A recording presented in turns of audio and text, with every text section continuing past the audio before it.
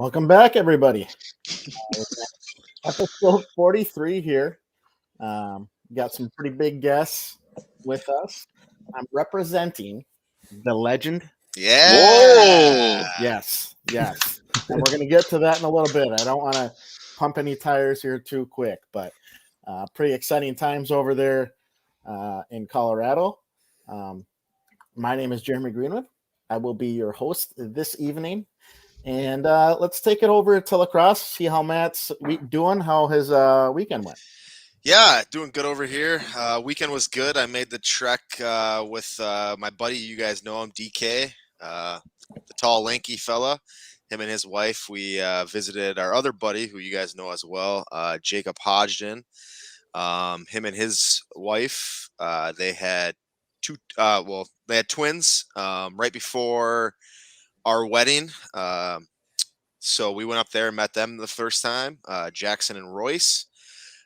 Just kind of hung out. It was actually funny. I made the comment this morning that the second we got into their house up in Minocqua there, I actually didn't put my shoes on until we left. So we literally didn't do anything, which is nice. But you like that, right? Yeah, it's nice. I mean, we literally kind of looked at each other. We're like, hey, you guys want to do anything? We're like, let's just hang out. So yeah, that's all we did. Then right in your element. Yeah, and then we actually left. I don't know if it went up there, Mike, but it was snowing like really, really hard there. Oh, it snowed up here. And then we hit the Wausau line and sunny and windy all the way back to the cross, and then picked up Milo and then hung out. How is Milo doing? How's it like being a dog dad? It's pretty cool. I like it. Yeah. He's actually kind of lingering around my feet right now. But yeah, it's awesome. We sometimes he needs to go outside a little too much, chase squirrels, but that's the fun in it, I guess. Yeah. Mike, I know you had a couple games here recently. What's up with you? Yeah, finally a little bit of a break for Northland hockey. Anyways, I think we had 6 games in 11 days or something like that, or close, somewhere around there. Yeah, we're playing some good hockey right now. It's just pucks aren't going our way. So we have a tough schedule right before Christmas break. So we play. We're home against Eau Claire. We're at Stevens Point, and then we're at Superior, and then home against Superior, and then we have our Christmas break, which is like 2 weeks. But we're actually off. We're off this weekend. Guys have a couple of days off, and then we're kind of going to recharge the batteries. And then I'm actually batching it up for a few days here. The wife and kids are at my in-laws have a new lake cabin, which they moved like 2 cabins over. So they're down there right now. We practice tomorrow and Tuesday, and then I'll be making the trek back to Reedsburg. Hopefully, going to be doing a little hunting with Big Mike. So no deer for Big Mike yet. No, he just got the text, got the update from day 2. He's tracking a little 8-pointer, I think, right now. Yeah. So is he going out tomorrow or anything like that, or no? I think so. Yeah, no, I think so. Okay. All right. Well, the news, the guy we've been waiting for here to talk some big news. Rash, what's up, man? Hey guys, how you doing? Yeah, it was pretty. Hey, how you doing? Pretty excited. Pretty exciting weekend here. We had the Elite 8 for football on Saturday, and we beat the 6th seed Arapahoe, which is a powerhouse. They have a bunch of big dudes, bunch of D1 guys, and so we played really, really well. It was probably one of our best games of the season, and I think we kind of caught them by surprise. I think we jumped out to a 21-0 lead. And I think it was 21-7 right before half, and got a kick return, a 96-yard kick return for a touchdown right before half. So he went up 28-7, and then it stayed there. Got a touchdown late, so then we went up 35-7, and then put the 2s in, and was excited to get some of those seniors in because it was the last game that those seniors would have ever played at their home stadium. So got a bunch of seniors in for the Yeah. last drive, and they went down and scored. But so the final was 35-14. But we just played a really, really good game, and the kids, I mean, they just did everything. They did everything right. They just played the way, that we practiced, played our scouting report to a T.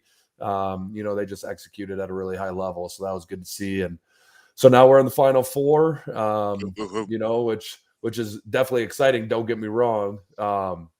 It kind of stinks having to practice over Thanksgiving break and miss Thanksgiving and not be able to go home or hunting or things like that. But it's obviously for a very good and very excited reason. So, So we play Cherry Creek, the defending state champs, this coming Saturday. So in 6 days here, and they're loaded, but they're beatable. So I'm pretty excited about that opportunity. We're gonna put together a good week of practice. We don't have any school this week. We always get this whole week off for school, so it's just the kids just have to worry about football, and then obviously having a little family time on Thanksgiving. But we're excited about it. We're looking forward to it, and we'll see what happens. But if we win Saturday, we're in the state championship. So where's that'd that be played, pretty Raj? sweet. At Mile High. Sweet, nice. Well, in Power Field is what it's called, but it's at Mile High Stadium. Why?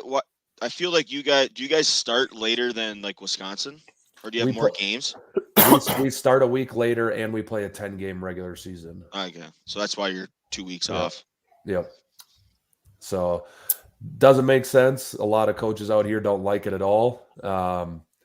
But based on the divisions and based on conferences, and the fact that coaches don't want to give up that 10th game to go down to 9, it's just not feasible right now. But I'm hoping that it gets switched, because I think it should. I always think that Friday or even that Saturday before Thanksgiving is when you should wrap up the season. But we'll see. We'll see what happens. Let's go Titans. You guys ever thought about doing, remember the Titans? We are, you ever thought about doing that? Actually, no, I haven't. The players haven't said anything about that, but I could bring it up to them.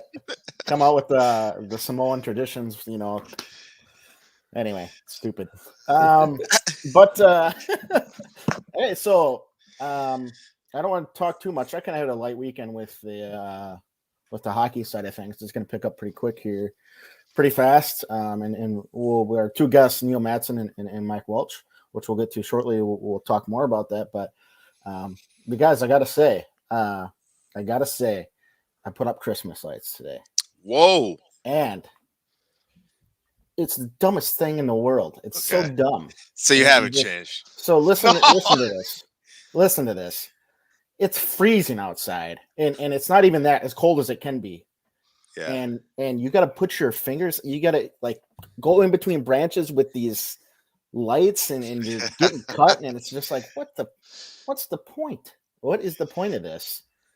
And then ultimately, should have put them up earlier. Yeah, I should have. That's true, and that's what. Yeah. I went to True Value to get some more lights. Came home, put them up.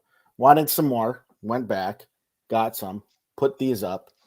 It still doesn't look as good as I thought it was gonna, but fair enough. So anyway, that's what I did all day today, pretty much, and the Packers game.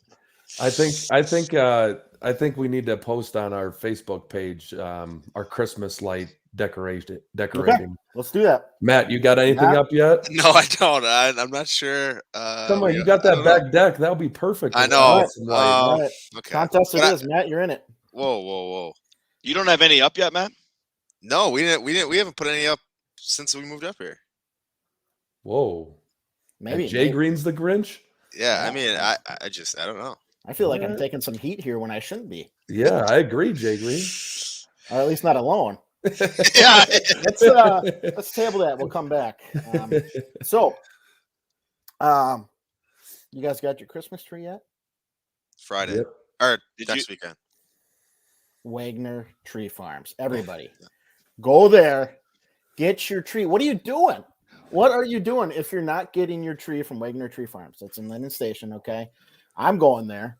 I'll be going there, and as long as I waited last year to get a Christmas tree, not waiting this year. And like I said, hopefully they got some apparel because I'll be rocking it. All right. So, are we ready for our guests? Let's bring him believe in. so. We're ready bring for the him. guests? Do it. Okay. All right, let me bring him in here. Okay. There What'd they you guys think about that? Well, Jeremy, you're decorating the Christmas lights. I just can't see it. Me neither, unfortunately.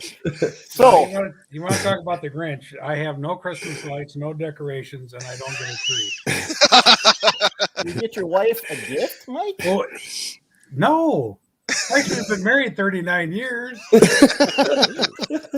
Okay. Wow. I didn't know that about you, I guess. You're Well. a mean one. Yeah, that's you. But anyway, so this is Neil Mattson, Mike Welch. They've been hockey coaches in the district since I want to say '96.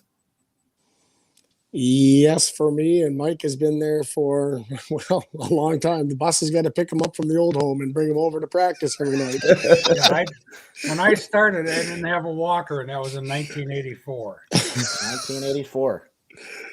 That was my first year in the Reedsburg Youth Program. Okay. And so obviously these two, they are Reedsburg hockey, and have been through so much with so many different kids, so many different classes. And I guess the podcast is to get to know you guys a little bit better. Anything you guys want to say? I know that, Neil, you've had to coach through some difficult times for yourself, against your sons, things like that. Actually, it's going to be against your second son this year. And we'll talk a little bit about the RWD Baraboo stuff. But tell us about your guys' background. We'll start with you, Neil. Where you came from. I know you also have a football background, and just kind of fill us in on how you got to where you're at today, I guess. Well, I grew up in Superior and started coaching hockey while I was still in college, playing football at UW Superior. In '89 was the first year I started coaching. I have not quit a season since then. It's the enjoyment of working with the kids. And, now today more than ever, you see how much the kids need this. The past year and a half has been a rough time on these kids. And you see it in the schools, you see it as it's related to athletics. And it's still a true pleasure after this many years of doing it. If you really combined it up, it's about 30 years. And I still get excited to get to the rink every day and still work with the kids and work with you, Jeremy, and Coach Welch. And I met Mike in '95, I think it was, when I was coaching at McFarland's high school JV team, and we played Reedsburg when they were just a JV program. And I told Mike that I was going to be moving to Baraboo, Wisconsin, and working at MacArthur Towels, and asked me if I wanted to come up there. And next thing you know, it's history now at this point in time. And there's nothing better than to have a great friend like Mike that's been sticking through it all these years with me. And that's kind of the foundation of any coaching staff. Once you have the pieces of the puzzle put in there, because I'm the type A personality and Mike is the nice guy to everybody, that's what you really want. Yeah. And Mike, I guess, what was your kind of your road to where you're at today?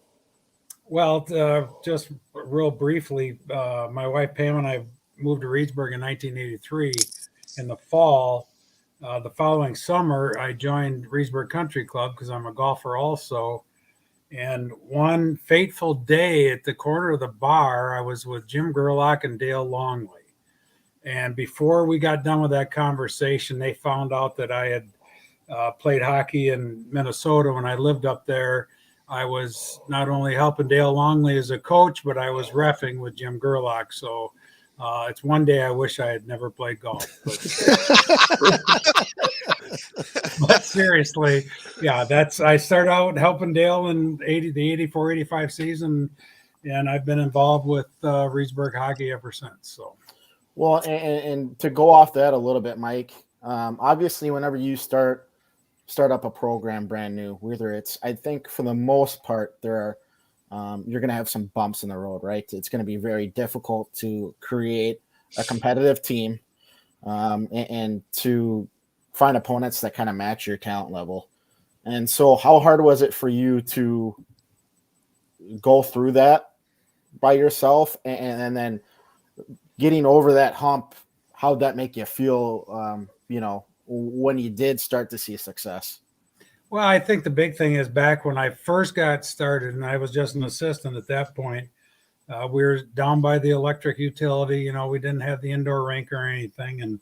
And depending on the year, the season might have started in December or January, because it all depended on the weather and what kind of ice making we could get. And I'll never forget, getting back to Jim Gerlach and reffing, we went over to Waupun to ref the South Central tournament. And on our way back, we got talking. Of course, Jim, being an attorney, does most of the talking. And we got talking about an indoor facility in Reedsburg. And by the time we got back to Reedsburg, Jim had a plan, and he went out and he raised all the money. Honestly, for Reedsburg hockey, if Jim Gerlach had not been involved like he was, we would not be in the position we are today, because we never would have had a building that we have now. And then getting on farther along, as I took over as a head coach and went from the Squirts to the Pee-wees to the Bantams, back in the early 90s, we actually won the state tournament in the Bantam C level, and Rosh's brother scored a goal in that championship game. And that sort of turned the corner, so to speak, where all of a sudden, because we had a building and we had we could have a regular season, and we could work on skills development and that type of thing. That sort of turned the program around to where we could be more competitive and be a viable opponent for a lot of teams. Well, That's cool. I don't know about you guys, but it's pretty cool to hear that. Yeah. Just because it's not something that's shared very often, like how far things have came and where they're at now. And in terms of hockey in Reedsburg and even Wisconsin Dells. And Neil, I guess, you've had some state teams. You've had a number of really good players come through, Mike included. Rush and myself, not so much. But Now, wait a minute. Rush is pretty good. You know what? Hey, Mike, though. Mike, you have to always remind Mike, you always have to remind Chris of that one missed shot that one time. Yeah. I won't forget, Neil. Neither do I. I still see it every day in my nightmares. I think I got the T-shirt I made still because of that. So Neil, what's it like coaching now? And when you look back on all those years of when you were with Coach Welch and some of the rough years, and where you've gotten the program now, how does it make you feel? Oh, it's not so much what I have done. It's what you guys have done, the history of the program, which developed it. And really, if you go back to when yourself and Mike and Chris, that was the turning point of the hockey program at Reedsburg. And now today you look at it, we have teams that actually of high caliber, the top teams in the state that literally want to schedule us on their schedule. And that, goes back as a tribute to you guys that have helped us establish the foundation of this program. I'll go back to the year we were 1-20. And I'll tell you, that was a tough year to get through. But if it wasn't for that freshman class and some other guys on that team to stick it through, I'm not sure where Reedsburg hockey would be today. But that one win season was 1-20 over Baraboo. And after that, the next year, I think we went to 500. And then the 2 years after that, we won conference back to back. And that's when the hockey program really in Reedsburg has accelerated since that time frame. And again, it goes back to all the past players prior to that, you guys, the players today. It's just built a nice historical foundation for the hockey program. And that's, it's nice to hear. Obviously, and I'm honored. We're all honored to be a part of it, but curious as well. Jeremy, just to throw in there, Neil, of course, is poo-pooing it. When I brought him on board, first of all, I don't know how many sticks he broke at practice because he used to get so mad, and I kept telling him, you can't make chicken salad out of chicken something else. And it's going to take time. And he used to get so mad and so upset. And over the time now, even though I'm still the voice of reason on the bench, he has mellowed out. But don't let him poo-poo anybody.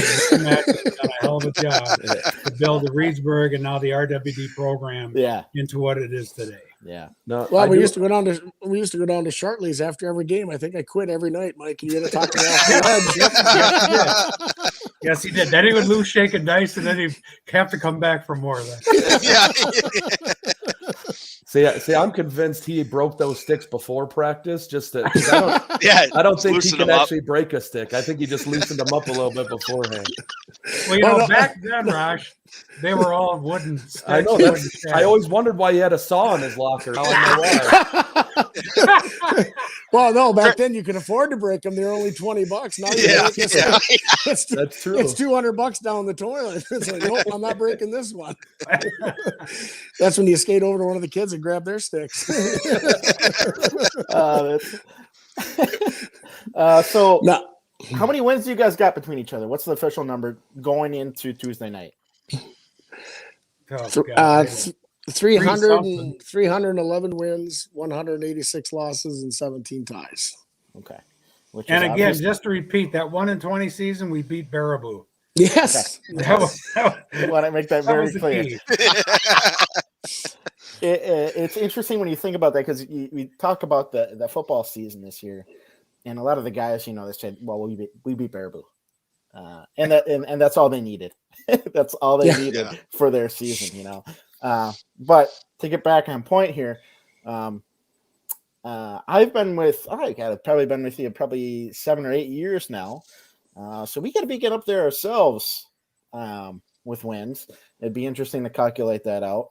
But I guess, Neil, when you look at this roster this year, tell us what you're looking forward to seeing, and what do you expect out of the team this year?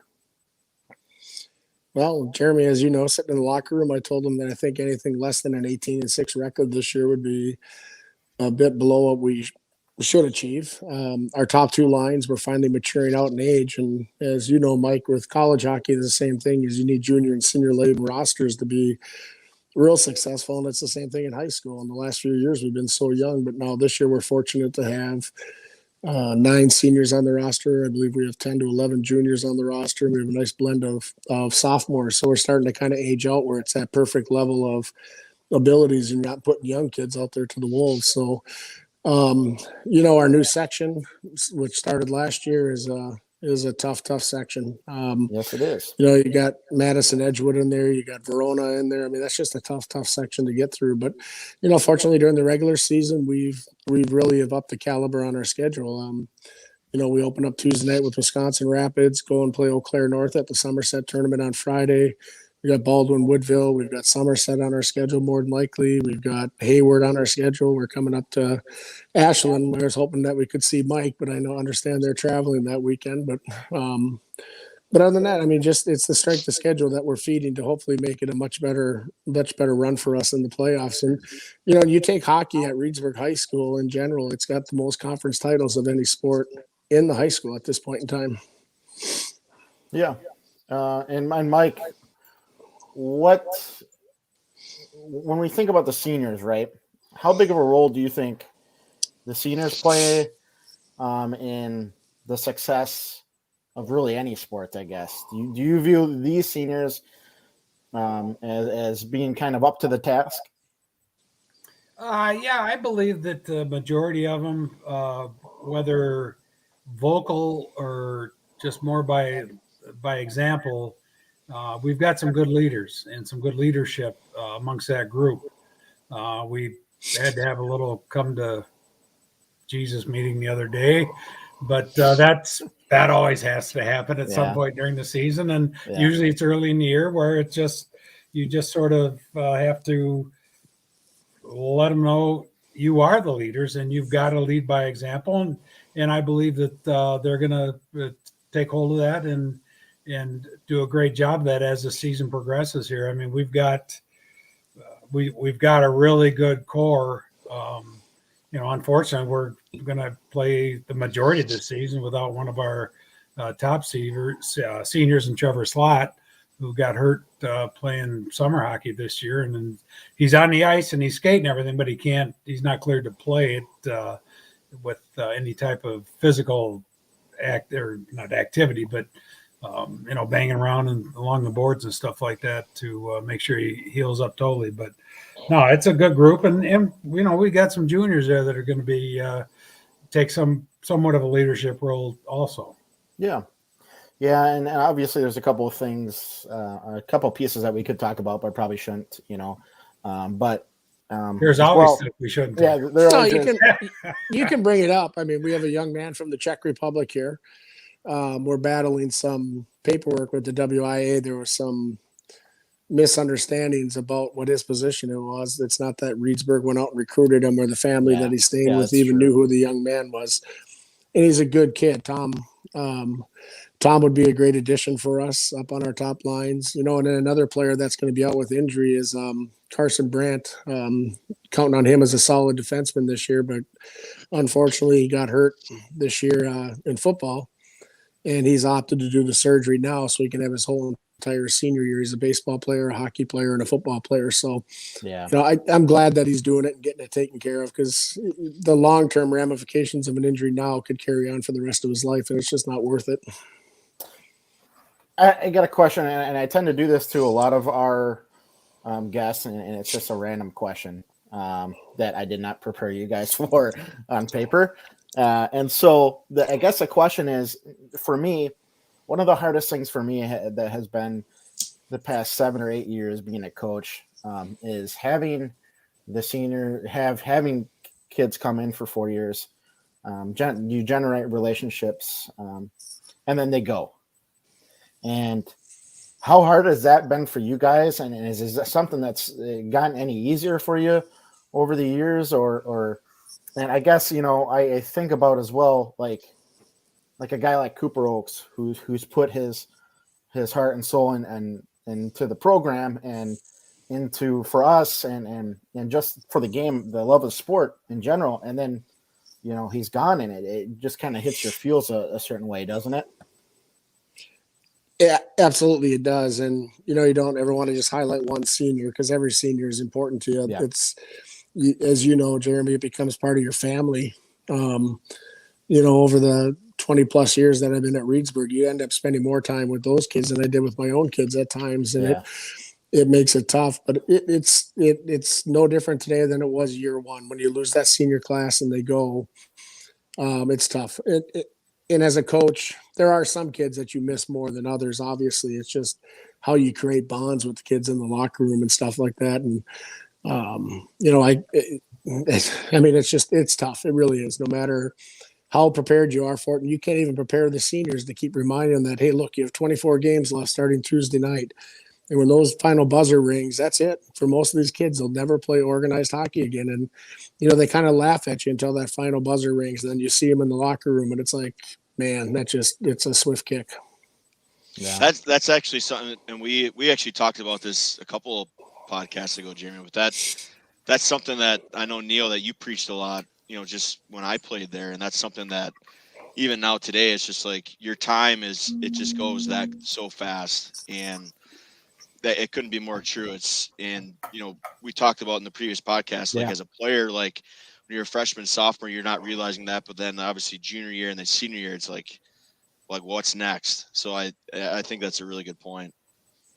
Yeah. No, it is. And the kids will absorb it a lot of times, but still, it takes that final buzzer to ring. And, it's the same as if we lost in the first playoff game to losing in that sectional championship game, which we've lost a few times over the years too. And it's tough. The kids have to accept it. Yeah. Yep. Well, I tell you, the one thing for me, and it's been that way for a long time, first of all, the kids that have come through the program, like Mike and Jeremy and Rosh and guys that have graduated recently, a lot of them still will reach out, or when they see me or whatever, they're always going to come up, say hi and talk and stuff like that. But there's never a tougher locker room than that game that, win or lose, generally it's a loss, and your season's over and their career is over playing high school hockey, and as Neil said, for a lot of them, organized hockey, and the tears, it's hard. It's just hard. Even being an old bugger like I am now, it's still a really tough. It's a tough few minutes when it's all over, and you go around and you hug them and wish them luck and everything like that. But as Neil said, we spend so much time with them, and we are like a family, and you're really saying goodbye at that point, because you're never going to have the interaction on a daily basis like you do up until that point. Yeah. What makes it exciting too is you watch how many guys go on to be successful with things that they're doing in life, and to see Chris out there being successful as a coach out in Colorado, and it's kind of fun following you on Facebook and watching your success. Mike, you coaching up at Northland College, and Matt having the abilities that you did to play hockey at different levels, and Jeremy. I mean, I've learned more about what you do behind the scenes with some of our kids that I didn't even know you were doing, and that's just a tribute to you guys. That's why you guys are successful humans, and that's what you want to see more than anything, is to hopefully keep the kids away from the extracurricular stuff that's going to steer them down the wrong path. And just to look at you for is it's amazing what you guys have accomplished in life, and that I think has a lot to do with your athletic breed in the background and just your will to succeed. And I think that's what athletics teaches a lot of people, is that to be the best, you have to strive to be the best, and that carries over into the real world too. And my hat's off to the four of you guys. Well, I wasn't planning on this being an emotional interview, Neil, but see, once in a while I can be a soft-hearted guy. You tug the strings a little bit. Yeah, make sure you're taping this, because this don't happen very often. We appreciate that, Neil. That's very nice of you to say. Truly. No, and I mean that. I really mean it. You can see there's other guys that have left our programs or left Reedsburg High School that have gone on to do really good things. We've had guys that are lawyers, doctors, nurses, whatever. Yeah. Well, let's transition to a little outside of hockey here. I got kind of a big. Here's a question from my brother Jesse. Can they pick a game that was the hardest for them, or one that is strained in their minds that they can't forget? And that's actually a question that we had. And I was just going to skim over it, I guess. But Neil, Mike, either of you want to go first with that one? Is there a game or a moment that kind of sticks in your mind over the years more than something else? There's well, go ahead, Mike. Well, I guess for me, it probably after 38 years or whatever it's been now, there's been a lot of them. But I guess one of them it's a happy memory is beating Baraboo and to go to state in 2015. And the special part of that season was my wife was diagnosed with breast cancer for the second time during that season. And one of the big memories that I recall is a game in the Dells where they organized pink ribbons for everybody to come in and basically to honor my wife going through that again. And she's fine now. Everything's been great ever since. But it just, I'm on the bench when they announce this, and I got tears in my eyes because for me, it was just, again, going back to that family aspect and how much people gave and thought of me and her to do such a thing as that. In fact, the jacket that I wore that night still has the pink ribbon on. Yeah, that's special. Very nice. Neil, do you got something that's do you got a game losing or a game winning goal or something like that, or what do you think? No, there's just so many, and I'm sure Mike does it now too. You learn from each game, and you see the positives and the negatives from everything, and you kind of carry that on as a coach. And I'll go back to your guys' year that we should have went to state, and it culminated in a lot of things that night. It's always stuck in my head from that night. And you, Jeremy, you hear me talking about it a lot in the locker room, from pregame activities that happened that day, and then just how that night turned out when we played Sauk Prairie. That one has stuck with me to probably hopefully make me a better coach, because I learned from that is that we were a team that was on fire, doing very well, and came across the goalie that caught on fire. And But there's just so many. There's multiples of games, and you just have to learn from them and absorb and hope that you push that knowledge onto the kids to understand that if you're not ready to play, good things are not going to happen to you. And that's kind of the whole premise of each night when you approach the games is, hey, look, you can't just show up and step on the ice, especially at the WIA level. Here's a question for Mike. Well, for both of you.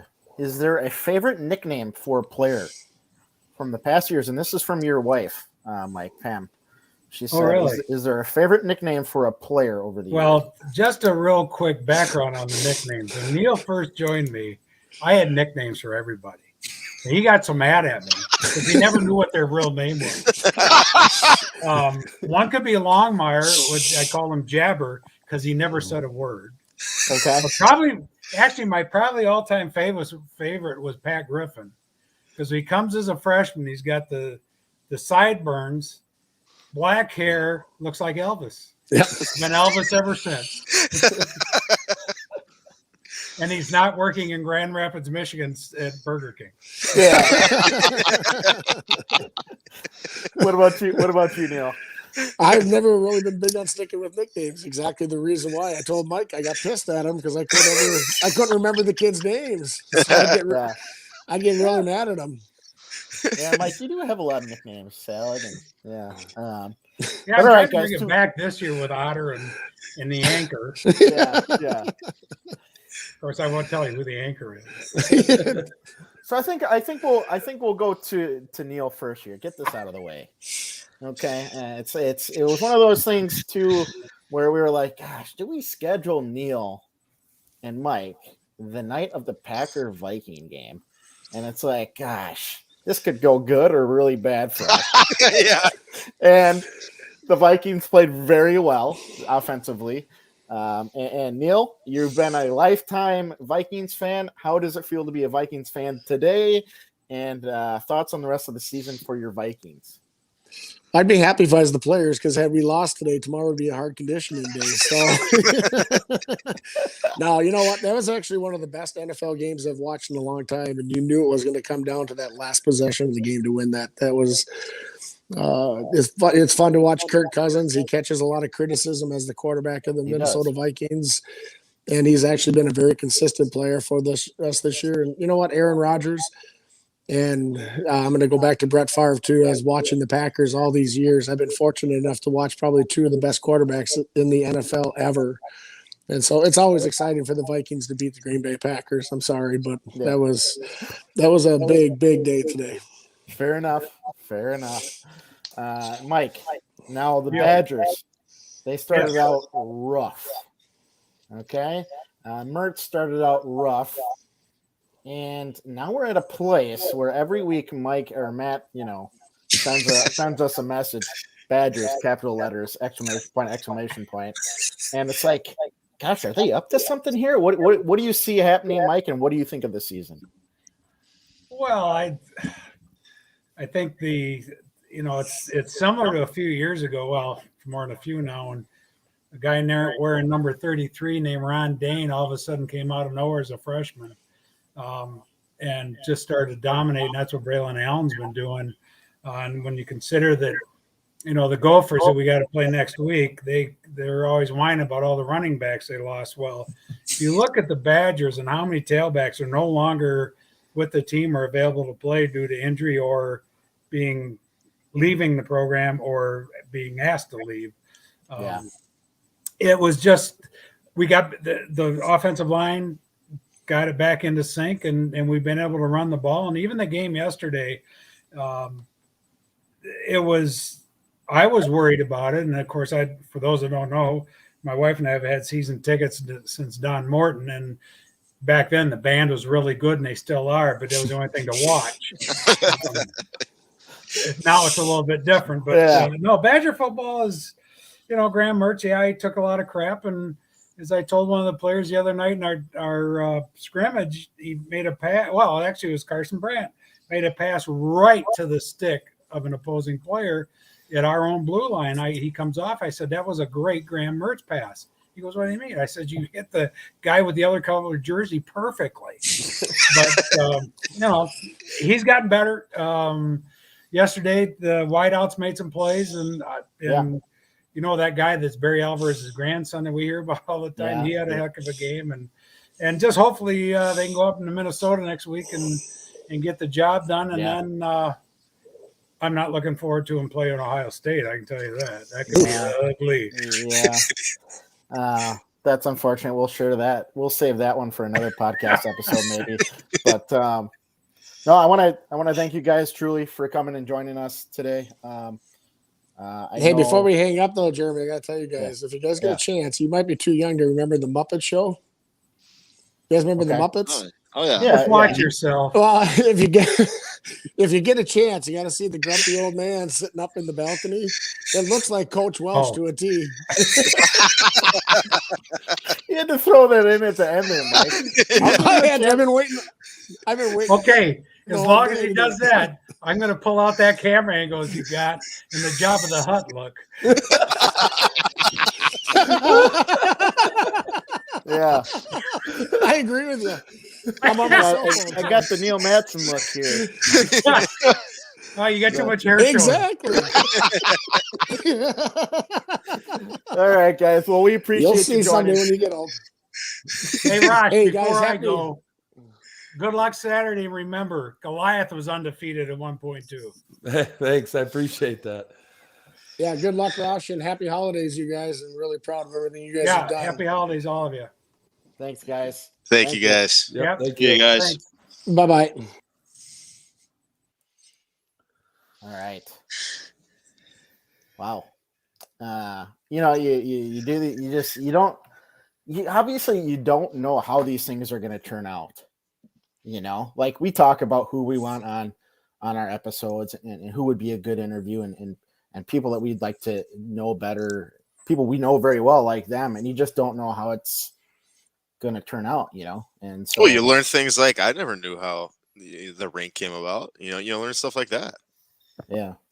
Well, that's what was cool to hear about that, because I remember, and I'm sure you guys do too, but I remember I used to go to Raqqa when it didn't have walls. I don't remember playing, but I remember being real young. And then I remember when the walls got installed, and then remember the locker rooms were all on the four corners of the rink. Yeah, and plywood. They were just plywood wall. I mean, there's no roof to it. Like you could throw tape from outside the locker room to inside. And then they just had benches, and I think at one point they might have put heaters under the benches, but otherwise the locker rooms were just like box, like plywood is all it was.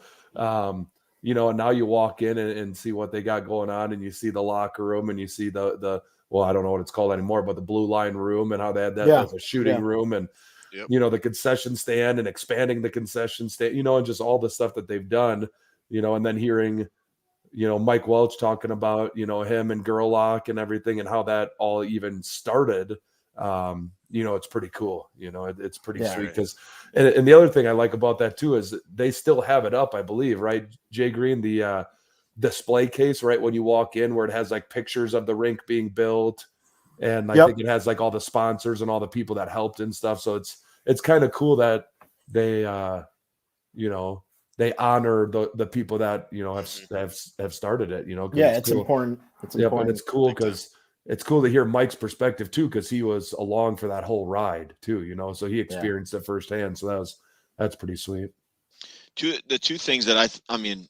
That was a legendary interview. But what I thought was cool, how Neil talked about and Jeremy, you brought this question up, was just like the relationships that you build with the guys. Like it's the same thing for me and Chris. I know you're probably the same way as well. Like, it sucks when guys graduate and when they move on. Like, you can still text guys or run into them whenever, for us, they come back for alumni weekend, but it's obviously not the same. Like you're not with them every single day. But what was cool as well, and we didn't bring this up, but I believe Neil is one of the longest coaches in Wisconsin. Yeah. Well, up there. I only knew of one coach that was longer, and that was Kinsler, but he retired.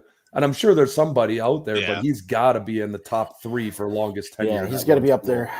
at one school, because some coaches bounce around, but he's been there. He's got to be up there, I would think. Yeah, so that's sweet. Pretty cool interview. Pretty. Oh yeah. You obviously can tell that they got quite the relationship with each other, and so. But yeah, we talked about a little bit, I guess, about the Packer game. I don't know how much time we want to talk about spending on this one, but I guess the one thing I want to say, and I saw this, I don't know if you sent it, Matt, or if I just screenshot it myself. Actually, Sam Decker retweeted this. I got to give credit where it's due. I don't want to get sued. Week 1, Zadarius Smith. Week 2, Elton Jenkins. Week 3, MVS. Week 4, Jair. Week 5, Kevin King. Week 6, Josh Myers. Week 7, Devontae Adams. Week 8, Robert Tonyan. Week 9, Eric Stokes. Week 10, Aaron Jones. Week 11, Elton Jenkins.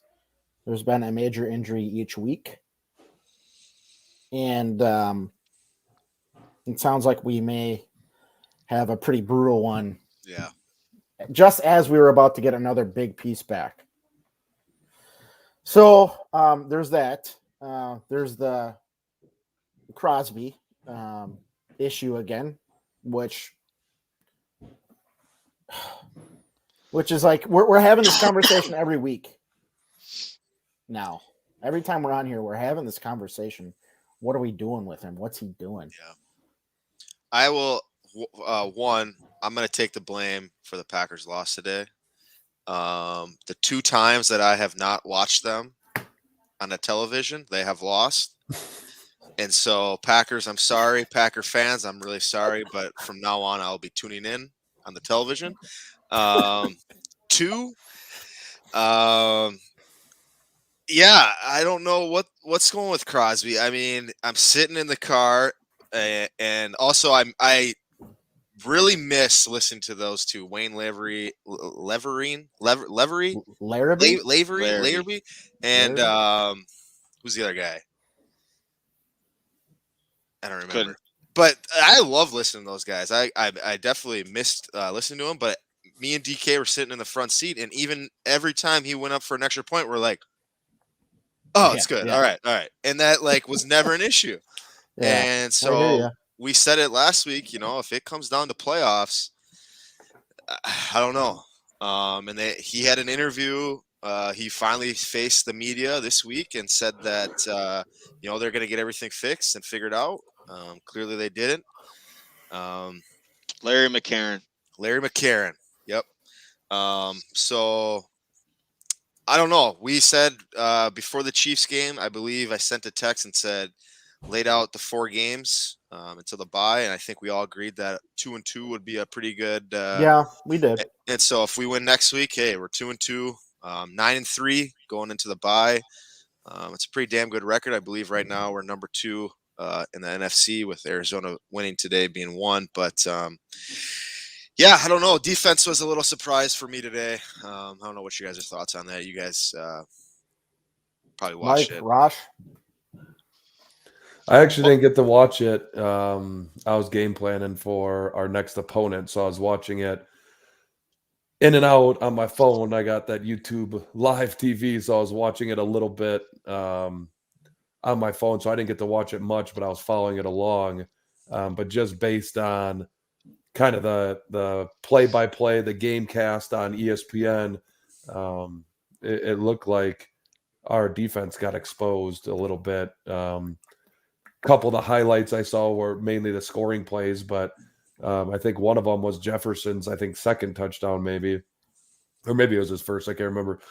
But they were in the red zone on the 18. It looked like he just ran a post route, and all the defenders were in the back of the end zone, and he just catches it wide open, untouched.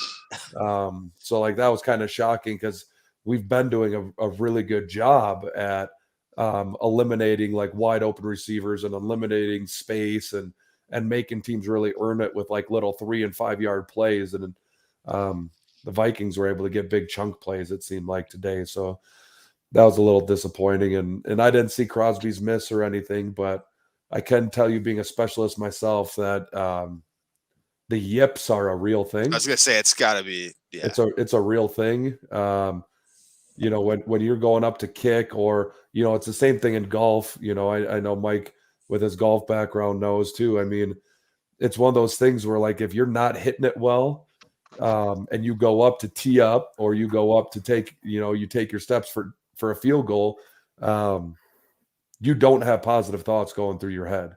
You know, you're thinking of the negative side of things. You're thinking, oh, you know, I really need this. I really need this. You know, I can't miss. It's every I can't golf miss. swing of my life. You know, and so like I think he's just in that stage right now. You know, he did this like we talked about. He did this 3 years ago or something. He went through a 2012. Oh, so it was a long time ago. Jeez. But what's messed, because he drilled like a 50. Yeah.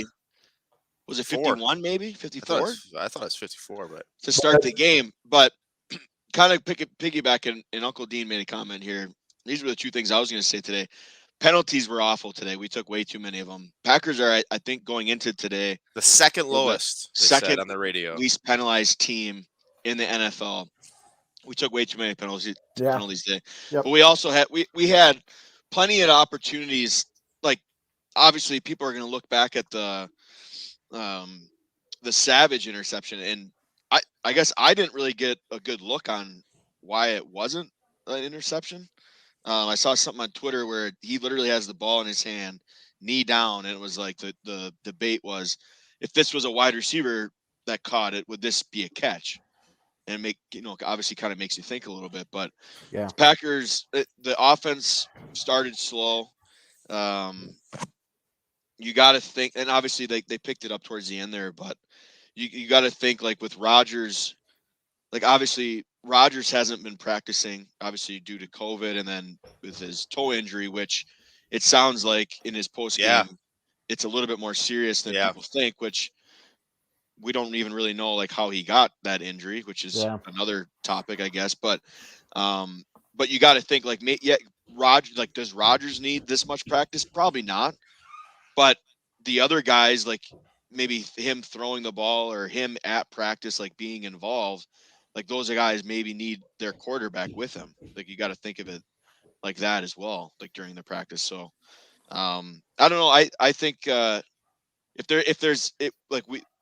next week's a huge game. Yeah. If we can win next week, get into our bye week, and then obviously we have a final push here to get some good momentum going into playoffs. I think that'd be huge. Yeah. We'll see the Vikings again. Oh yeah. You know, so. Matt, you wanna throw some Badger news for us? Yeah, I'll rip through this as quick as possible. Okay. I'll start out with the football team, ranked 15. Nail biter yesterday. They won 35-28 versus Nebraska. Say it every week. Big game for Braylon Allen. And just a quick response from you guys here. Do you think he should be talked about in the Heisman race? No. I don't think not yet. No. Okay. No, I don't think so. He did surpass 1,000 yards already, though, so that's pretty sweet. How about honestly, Jonathan Taylor ripping 5 touchdowns? Well, Jonathan Taylor's unreal. He should be in the MVP talk. I'll go agree with that. Yes. But I'm also okay with him not being in the Heisman talk, just a Agreed. little less pressure on him. Yeah, and so obviously we talked about a little bit with the interview. Big game next week to clinch the Big Ten West versus Minnesota Saturday at 3. Yeah. Men's hockey, the woes keep coming. They lost 3-2 Friday night versus Michigan State, and then they lost last night 5-2. Just a brutal sweep. Upcoming, they play Friday and Saturday versus Clarkson. Men's basketball, they lost to Providence 63-58. They were without arguably their best player, Jonathan Davis, Monday night. They play tomorrow at 1 in the Maui Gym Maui tournament versus Texas A&M, and then depending how they do, it's Tuesday, Wednesday, and maybe Thursday. I'm not for sure on that. Women's hockey still ranked number 1. They won 7-1 Saturday versus St. Thomas, won 5-1 today versus St. Thomas. Upcoming, they got a big series versus Minnesota Friday and Saturday. Is that home or away? I believe that is at Minnesota, if I remember correctly. Volleyball, they're ranked number 5. They won 3-1 sets on Friday. and give me 1 second. They were playing right when we got on here. Wow, they came back and beat number 11 Minnesota today, 3-2 in sets. Very So nice. that's a big win. Yep. Upcoming, they play Friday versus number 6 Nebraska, and Saturday versus Indiana. And last one here, women's soccer. They lost to Santa Clara 2-1 in the Sweet 16 today. Ooh. So I didn't know they had such a good year, but yeah. Go ahead, Gosh. Just to add some non-University of Wisconsin sports, Whitewater and lacrosse, the two WEAC schools in the for football, both advanced. WEAC or Lacrosse, WIAC? shut your face. Lacrosse beat a higher seed too, so that was pretty sweet. And I think I saw something they combined for 120 points or something like that. Yeah. Something ridiculous. And then I believe I saw this correctly. UW Eau Claire won the national title for volleyball.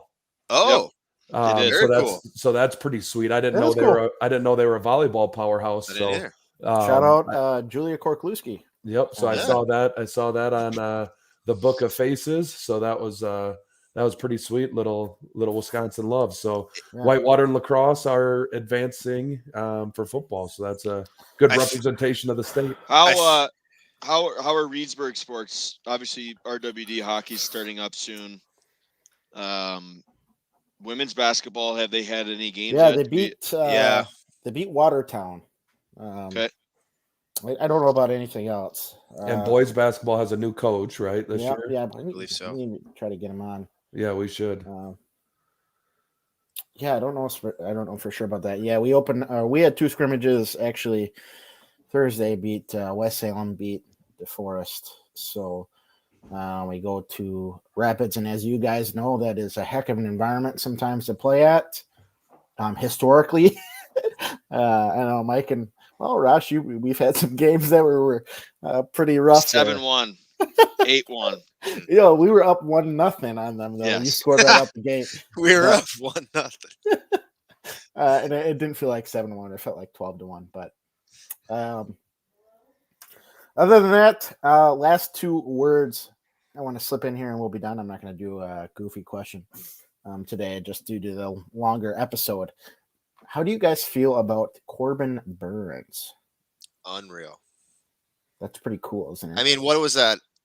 Was that 2 years ago he had that brutal year?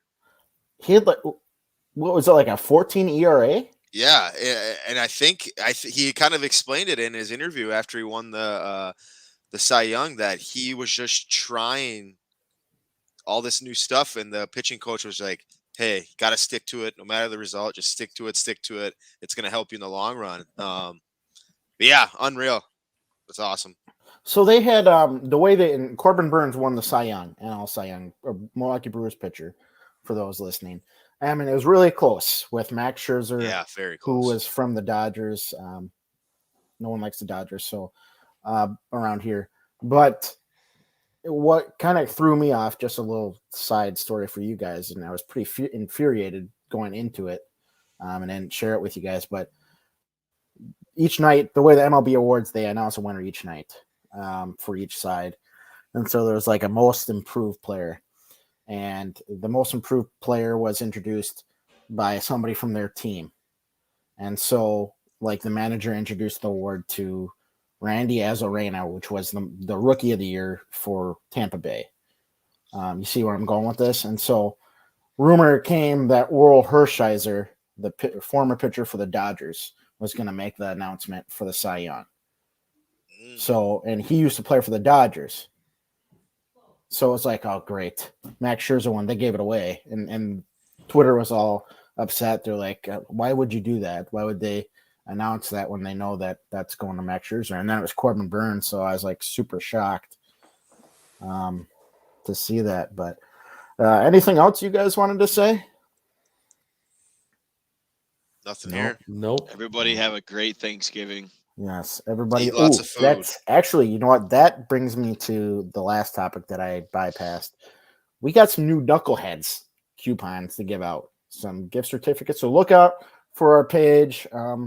Next Packer game, we might do a little contest for some Berg Boys apparel / gift certificates.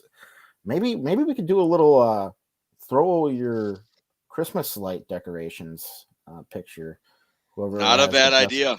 Whoever has Yikes. the best one gets a gift. I don't know how much involvement we'd get with it, but anyway, something we'll talk about that. So, but yeah, like Mike said, everybody please have a nice Thanksgiving. Stay safe, and we'll talk to you guys soon. Thank you. Thanks, everybody. See you See you guys. guys. Thanks.